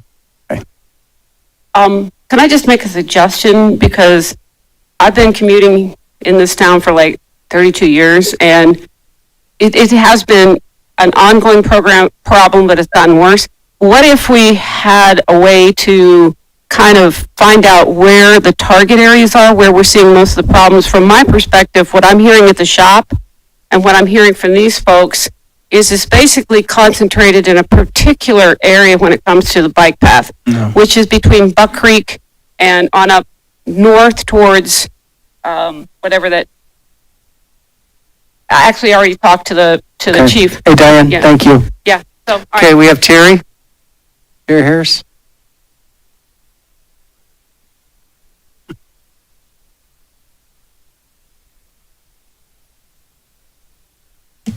I'm Terry Harris, 3124 Lakeview Court, Springfield 45503. I'll try to not be quite as vehement, but I am very unhappy about the situation. Last Thursday, our group Changing Gears had a ride from Buck Creek State Park down to Ohio Valley Orthopedics. They gave us a free lunch because we give them a lot of business, but I guess that has something to do with getting older. But anyway, about 10:45 in the morning, in the section of trail in between Belmont and Sherman, particularly at the bridge that goes up to McCrite, where the trail forks to go downtown and to go on over to Snyder Park area, 16 of our people were taking a break on the flat area in the woods there when a young fellow, late teenager, early young adult, came along on a motorized vehicle, basically a tiny motorcycle type of thing. And the people, the riders, were trying to chide him about he's not allowed on the trail, it's illegal, plus he was going fast. And he jumped off of his vehicle, started dropping a lot of F-bombs, and the final thing was he threatened to shoot the people. Any death threat on the trail is totally unacceptable, less than all the vehicles. The problem with the vehicles has been over the years, but the last 3 years or so, that section around that bridge up to Mitchell, there's a lot of little trails down in there, and they used to ride down there a lot. But with the rain that's been occurring in the springs lately, it's too muddy for them to ride. However, this year, somehow they're coming out of the woods, and it's getting to be intolerable. And when somebody does like that, threaten to shoot people, the police need to get involved. We called the police, talked to an officer, and after everything that we told him, he basically came up with a statement, well, probably nothing's going to happen because we're short on people. In my mind, that's unacceptable. I've tried to get across it. My solution to it is basically when the police are out in a patrol car and there's nothing critical going on, and they're just riding around town doing their normal patrol procedures, why can't they, from one side of this town to the other, we have north, south, east, west on our two trails, just drive down the trail. It's a pretty simple thing, and again, at Chief Elliott's bailiwick. But one complaint I do have, Friday a week ago, I was riding the trail just south of Kensington when my tricycle died on me, and I couldn't go anywhere. So my wife went home to get the car and the bike rack, and I'm pushing, cursing and sweating all the way up to Kensington to get the bike up there. And suddenly I hear a big beep, like the fire trucks make a noise, and I look up, and there's a patrol car coming down. And over the past 4 years, that's maybe the third time that we have seen a patrol car on the trails. And last year we rode 2,300 miles on the trails here in Springfield, so we're out there a lot. And when he made that loud sound like a fire truck, it was to a walker on the trail, a young man, and the guy just about jumped out of his pants. It was so loud, he didn't know it was there. Yeah. Thank you for your comments. It's been 3 minutes. We need to keep that time as I keep everybody else, so I appreciate you. But I do think Chief Elliott is going to speak to a little bit, a couple of your concerns, and then we'll conclude our meeting. Thank you, Mr. Harris, for bringing this to our attention, and I do apologize for the perception of the situation that you encountered. We want to make sure that we, are protecting everyone on the bike path and making it enjoyable and safe for all of you, for all that you're doing. So I'd be happy to stay after and speak with you about that specific instance and that situation. We want to make sure we're addressing that appropriately, and I'd be happy to do that for you. And we will continue our efforts. I can assure you, I know timing's different when you're riding, but I know pretty consistently we do have sergeants who ride the bike path, and they check the bike path regularly. And, obviously there's a lot of bike paths around here, but we will continue those efforts. And because of you and making those calls, we have better awareness. And so I do appreciate you making us aware of this, because we can always do better. Thank you. Yeah, as a commission, we are looking to hire more police officers. We've already allocated the money, so this is something we're continuing to make an effort at. Absolutely. So we encourage those interested to apply. Is there a motion to adjourn the meeting?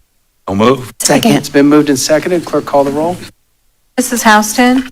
Yes. Mrs. Tackett? Yes. Dr. Estrop? Yes.